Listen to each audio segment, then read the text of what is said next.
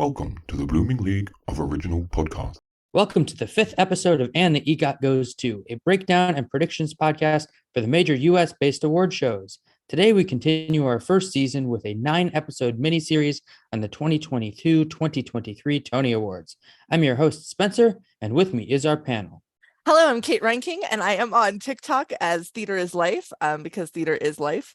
My name is Ashley Hufford. I'm Ashley Hufford on TikTok, Instagram, all over the place. Today, we're going to start by discussing the musical creative categories, which include Best Choreography, Best Orchestrations, Best Book of a Musical, and Best Original Score, Music and/or Lyrics written for the theater. Start with Best Choreography.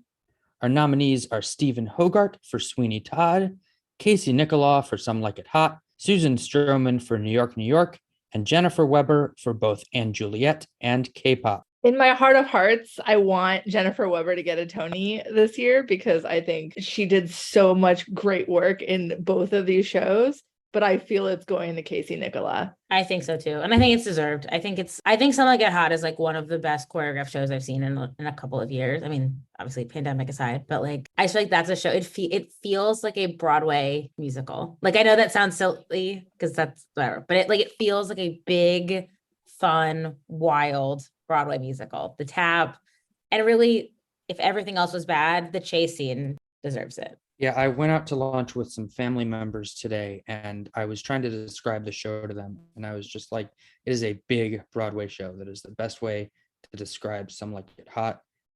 This is also a deserved Tony, I think, for Casey Nicholaw. I also wouldn't hate if Susan Stroman. That's fair. That's fair.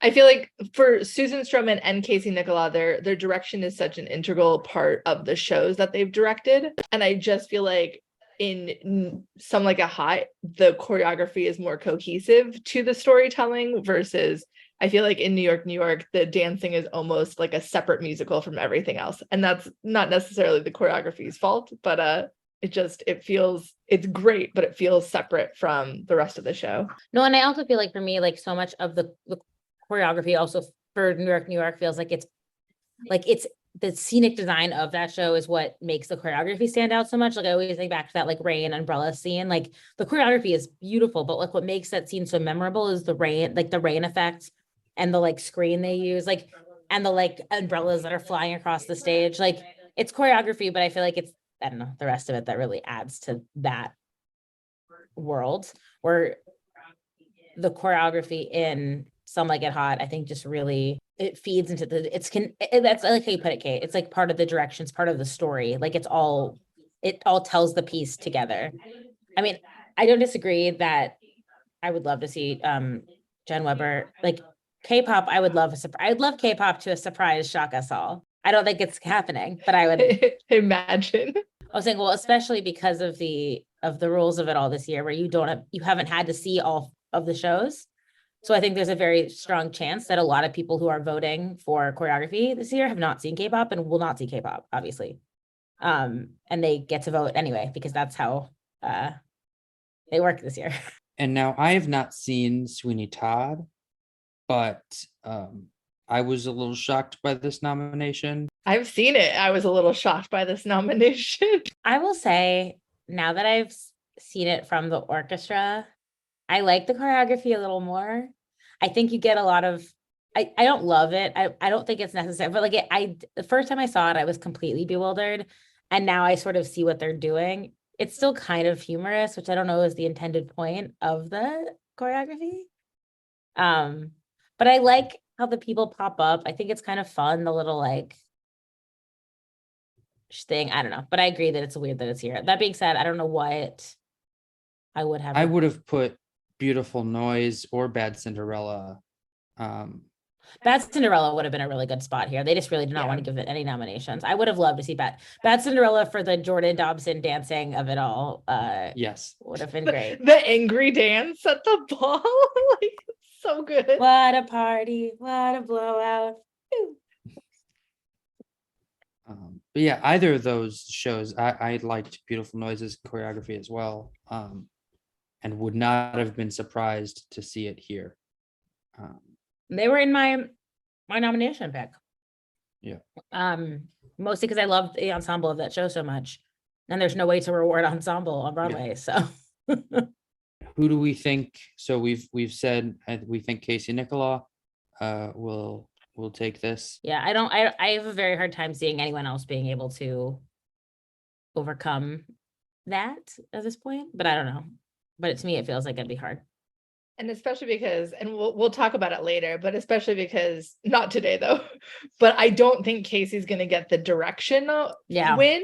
So I feel like this is where they will be able to honor the great work that he did in both categories. And the Tony voters won't have a chance to see, because did they archive K-pop?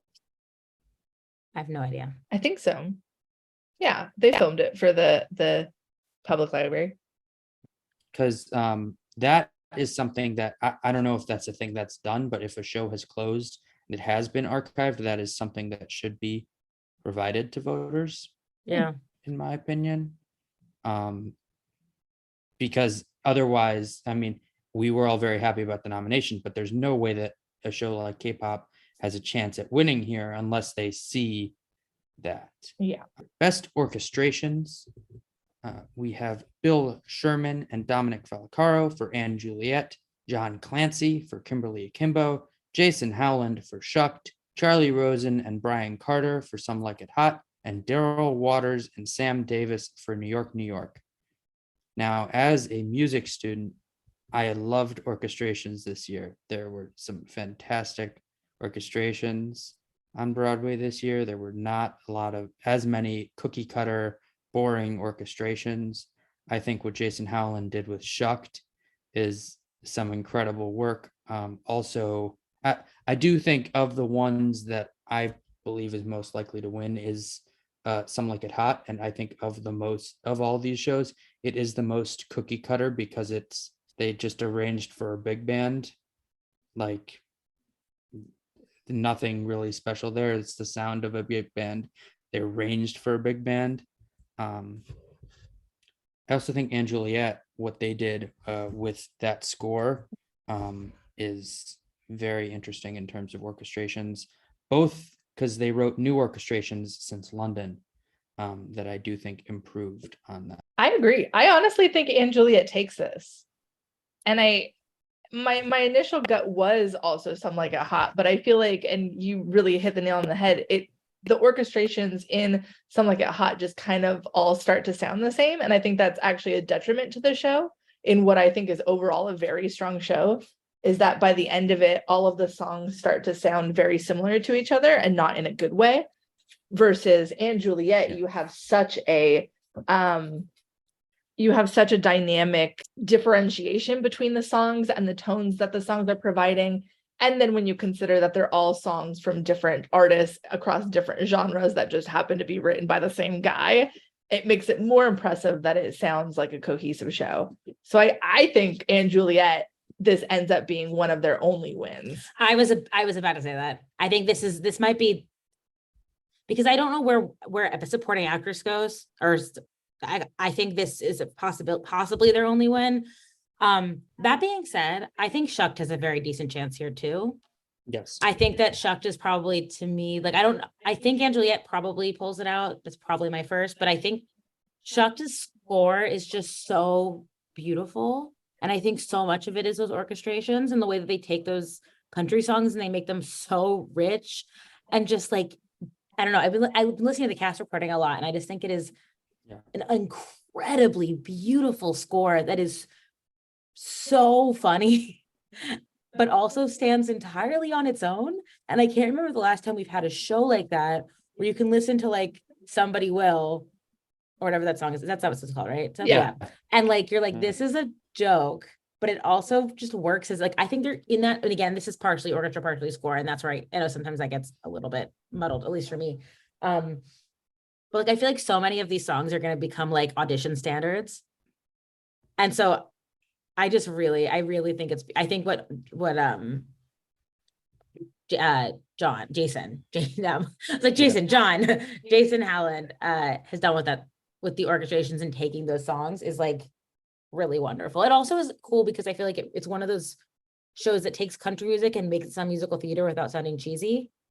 Like, it's not like, it's like the Oklahoma, the new Oklahoma cast recording where like it just is stunning. Anyway, Well, and something that Shucks did that I thought was also a great strategy is they sweetened their cast recording. They added a string section, which they don't have on the show, but it worked a lot to make that cast recording better, because at the end of the day, cast recordings are a great tool for licensing. There we go. And they spent the money on that, and that was, I think, a really smart move, because that cast recording is one of my favorite cast recordings of the season. I do also think that what they do with the small size of the orchestra, because it's keys, 2 guitars, fiddle, mandolin Yeah. player, and then bass drums, and it's just like what they do with that small orchestra. Also just love seeing mandolin in a yes, Broadway pit. always. But yeah, I do think that Anne Juliet or Shucked ends up taking this, though. I need to go back. I'm just gonna keep being all of these shows. I'm like, I need to go again. Like, Truly, I love all of these shows and the way that they sound. I just realized, other than New York, we already have cast albums for all of these, and they've all been on repeat. But yeah, I think all of the cast, I was very surprised about how much I've been listening to Almost Famous. In terms of that cast recording is incredible, especially because it isn't bogged down by the terrible book that Almost Famous had. So we think Anne Juliet. yeah, I think Anne Juliet is the most likely of this. I was also very, very surprised that 1776 did not get a nomination here, and I did want to point that out because that was the only nomination I thought it would get. And I thought it even had a chance at winning because they had some really cool new orchestrations for that show. I agree. And after re-watching Bad Cinderella yesterday, I also feel Bad Cinderella was snubbed in orchestrations, because those orchestrations are glorious and over the top, and the orchestra is massive and sounds amazing. And one of those things that Angela Lloyd Webber never fails at is those orchestrations, and the size of his orchestras are always over the top. He spends a lot of money on it, and it sounds good always. Those incredible. Yeah, I was shocked by their exclusion here as well, but I don't know. Like, I would definitely take out New York, and give it to one of those two. And also, Kimberly Kimbo's orchestrations are very different as well. I don't know if they just had the Tiny Desk. I know, I haven't listened. I haven't watched it yet. I don't know if. Yeah, same. It is incredible what that score sounds like. I'm going to say acoustically, but like not really. And also, Janine Tesori wrote new vocal arrangements for the Tiny Desk, and wrote harmonies for the entire cast for Father Time, and it is incredible. I know, famously, I hate Father Time, so I think. It's such a good song. It's not my favorite song in the show, and this kind of redeems it for me. And I've never seen a composer at a Tiny Desk have as much fun as Janine Tesori did at this. She was having the time of her absolute life. Have you read the article of her and David Lindsay Barrett talking about the my God, by track breakdown? So good. So good. So, and it really made me appreciate those songs like Father Time more, and Anagram. Yeah. I mean, I thought they were good in the show, but hearing them talk about writing them and why they wrote them. Talking about songs that'll become audition standards. Yeah. I think we'll have a couple from Shucked this year, and I think also a few from Kimberly Kimbo. Yeah. Good Kid for sure. Yeah. Every kid's gonna do Good Kid. Yes. Now we'll have 2 good kids that are standards in audition books. Yeah. And speaking of books, best book of a musical. David West Reed for Anne Juliet. David Lindsay Abaire for Kimberly Akimbo. David Thompson and Sharon Washington for New York, New York. Robert Horn for Shucked. And Matthew Lopez and Amber Ruffin for Some Like It Hot. Lots of Davids in this category. Can you and imagine I didn't that? realize that before. At the Tonys when they announced David and like 3 of them are like, oh. Yeah. Except for David Thompson, who's gonna be like, well, not me. Not me.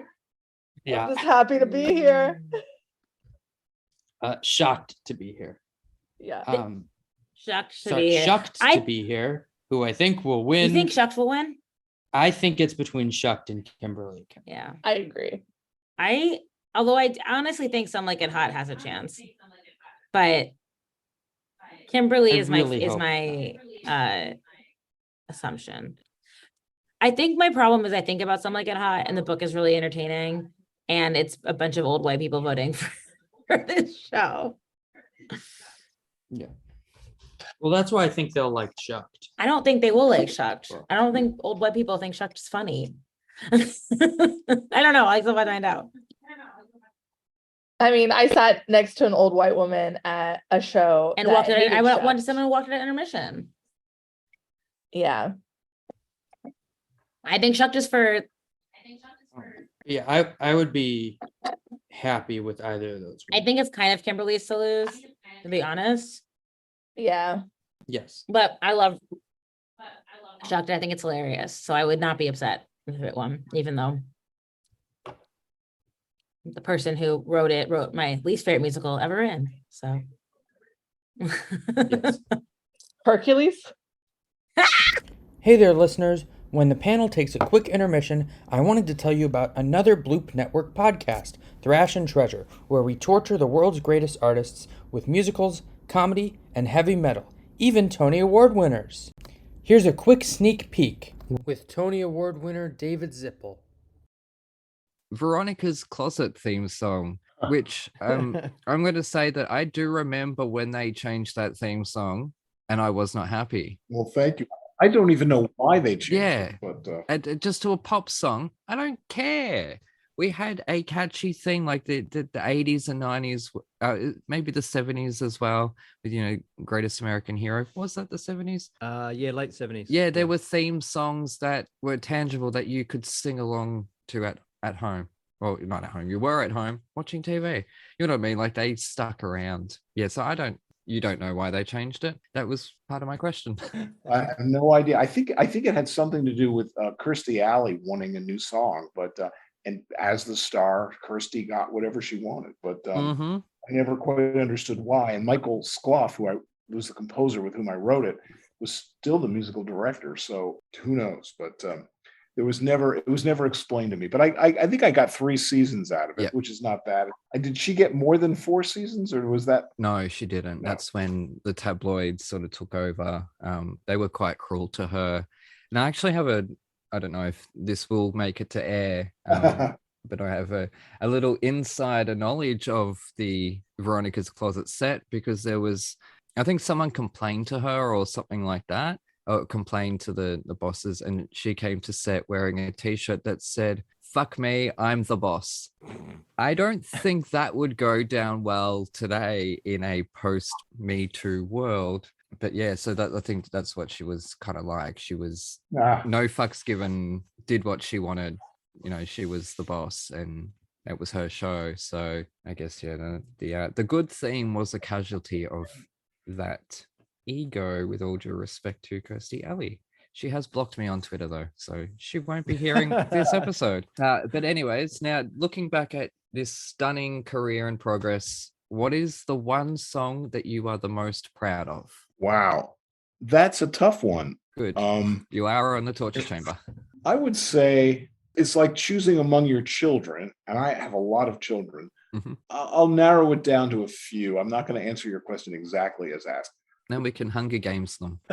You're Nothing Without Me at the end of the first act of City of Angels is something I'm particularly proud of, because it ties together what Cy Coleman and Larry Gelbart, our book writer, and I were trying to accomplish. And it really was an exciting, thrilling end of the act. And when it came together for the first time, we were all kind of gasped because it exceeded our expectations. So that's one of them. Go the Distance, because it was my first Oscar nomination and because it was an unexpected song to be, it was written very late in the score. We had written a song for Megara, the female character, and called I Can't Believe My Heart, which we loved. And we thought that was going to be the hit. And as we watched the test screening of the show with just the pencil drawings, we all felt that it was a little late in the score to have a ballad. So we removed that song, which meant, and wrote a song for the Muses that was much more up tempo. Mhm. And result, we didn't have a song that we thought could be a pop hit. And so, which meant we removed another song we loved early in the show and replaced it with a to be written song. And so Go the Distance was written for that slot. And it had to be a potential pop hit and tell the story and have a kind of Olympic sound to it, Olympian sound that could create the score for the whole movie. And it did. So it did go the distance. So that's another one. And I particularly love Far Too Late in Cinderella, Far Too Late to Sing a Love Song, because melody, the first time I heard it, I just gasped. And I think than All I Ask of You, which is I think Andrew's most beautiful song. Maybe this is his second most beautiful melody. And so I was thrilled to have it in our show and to have a chance to write a lyric to it. So that's my answer today. Those are my three favorite children. Please don't tell the others. Oh no, definitely. And then I'm going to tell them that they're all adopted. You can catch Thrash and Treasure on the Bloop Network, wherever you listen to podcasts. And now back to And the EGOT Goes To. Now we are moving on to Best Original Score, Music and/or Lyrics Written for the Theater. The nominees are Cameron Crowe and Tom Kitt for Almost Famous, Janine Tesori and David Lindsay-Abaire for Kimberly Akimbo, Helen Park and Max Vernon for K-pop, Brandy Clark and Shane McAnally for Shucked, and Mark Shaman and Scott Whitman for Some Like It Hot. This is a category where I would not hate any of these people. I winning. agree.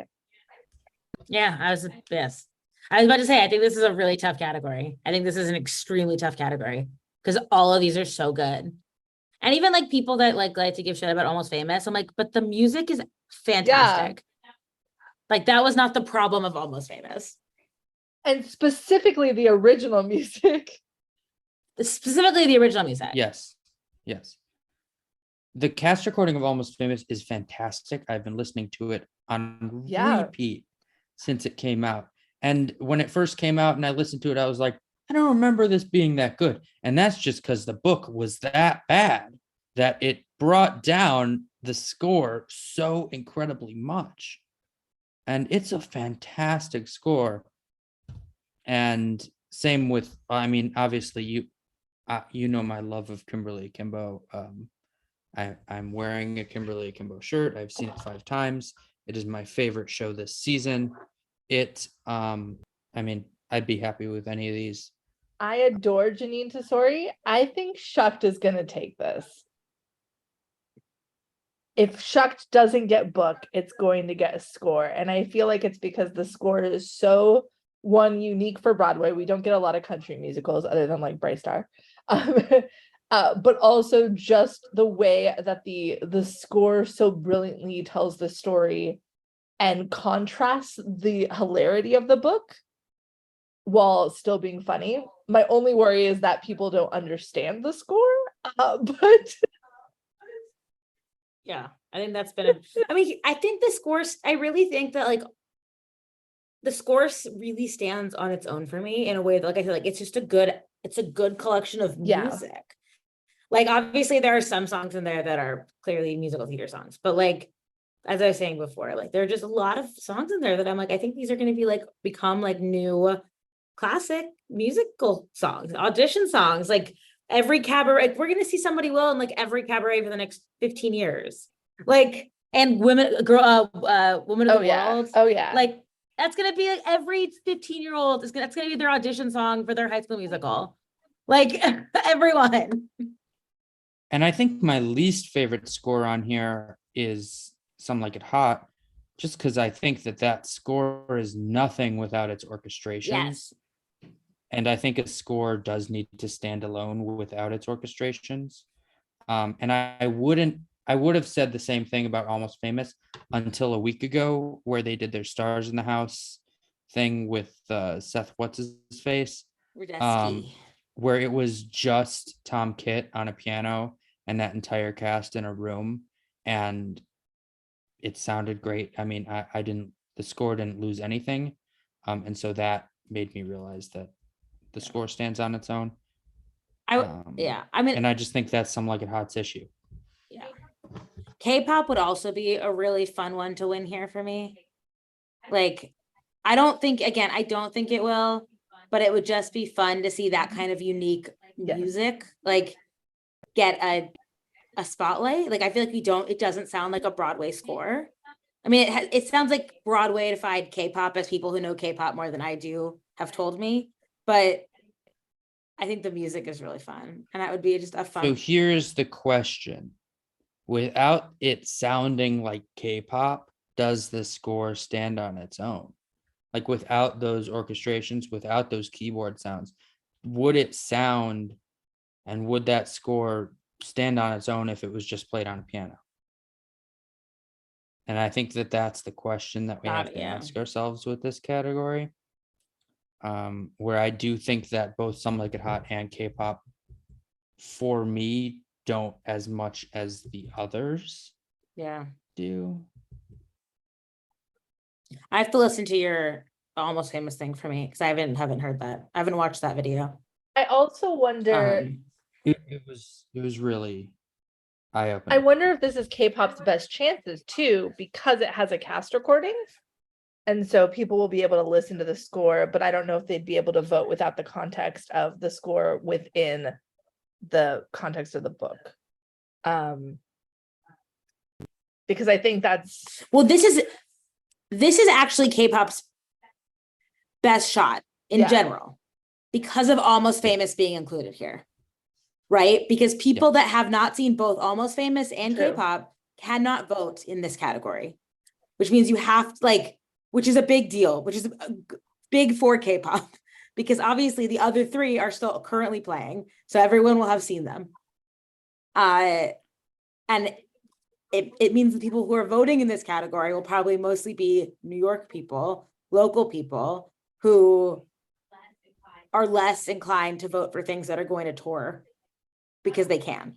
But the bigger question is that bigger for Almost Famous, or is that bigger for K-pop? I think K-pop. I think that's bigger for Almost Famous, because I think that the older voters will have gone to see Almost Famous before they would have gone to see K-pop.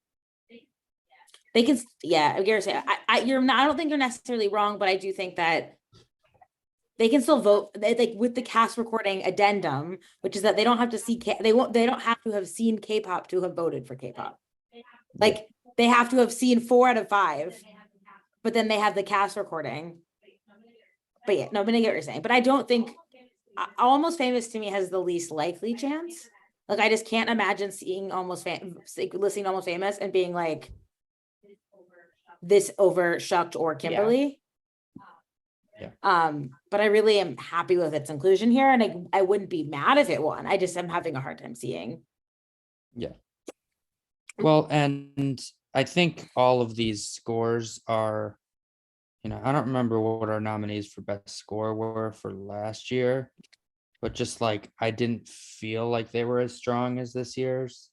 I don't feel like last season was as strong as this season was, but I think that I would be happy with any of these shows winning for best score. There's some categories where I'd be angry if certain people won or certain shows won, and I feel like this is a category where I'm happy for all of them and would be happy with any of them. I think also last year, Six won this category. This was the only category that Six won other than costumes. Oh, yeah. And yeah, very Yeah. deservedly.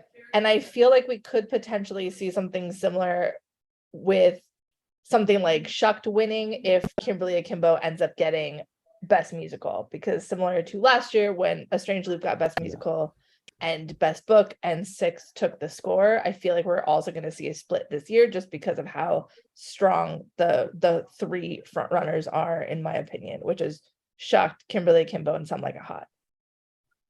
Which is why I could also see Kimberly Akimbo taking this if Some Like It Hot is gonna ultimately win. Yes. Could go either way. It could go so many ways. know. Yeah, and I think, yeah, I think that a lot of these depend on just, you know, how strong they feel about a show. You know, I feel like Some Like It Hot, you know, feel like any of our shows for Best Musical are fine. You know, the one that I'd be least happy about is New York, New York.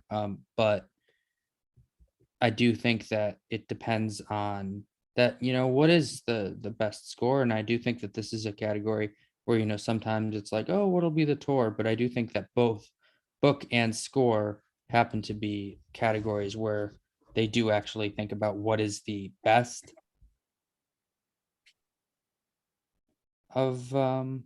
And I think, as we've all said, we'd be happy with any of them. In terms of snubs, I mean, the only show that was really snubbed here was Bad Cinderella, but I wouldn't even really call it a snub. I mean, it was just the only show that wasn't